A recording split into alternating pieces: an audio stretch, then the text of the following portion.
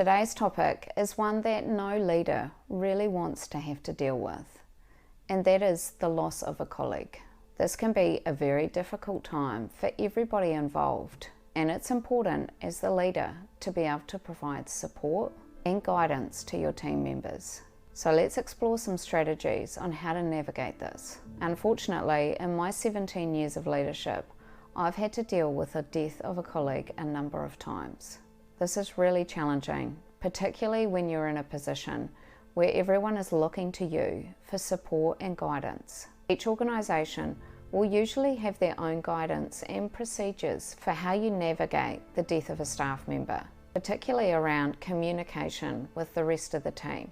Often this requires the family to first confirm that they are comfortable with this news being shared with the wider team.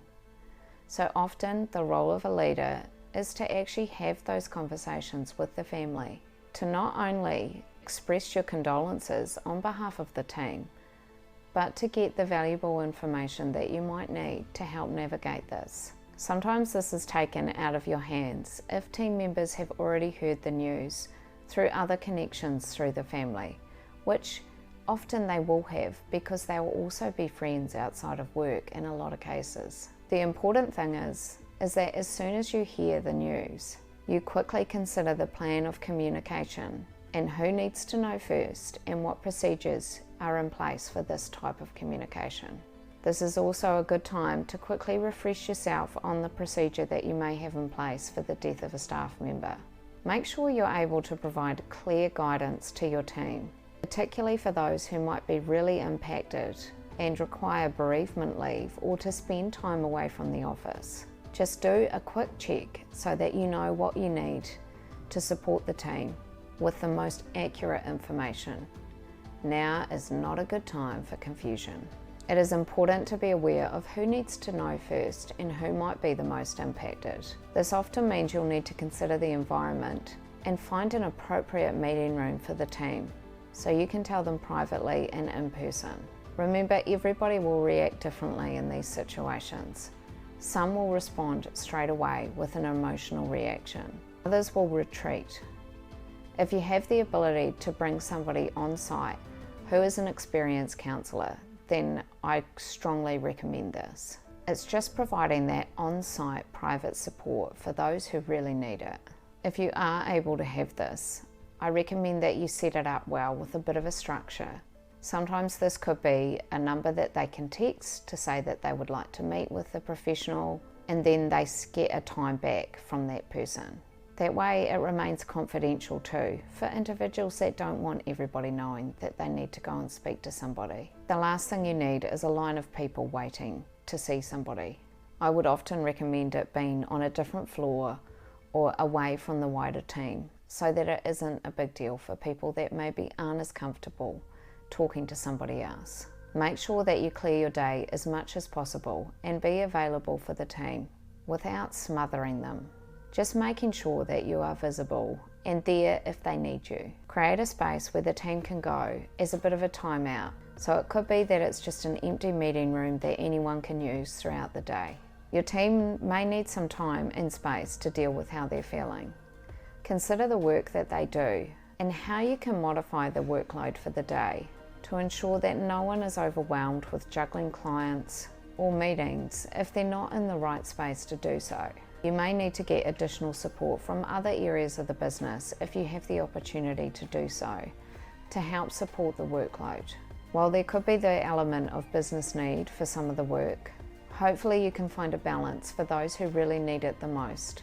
It may be that you're in the type of service organisation that there's no way to reduce workload, but ensure that the team know that you are there for them in any little ways that you can take the workload off, particularly for those who are really impacted, as there will be an element of shock, particularly on that first day. During the following days, I would continue to be really visible in ensuring that people know that they've got support or they can ask for additional support from you if they need it.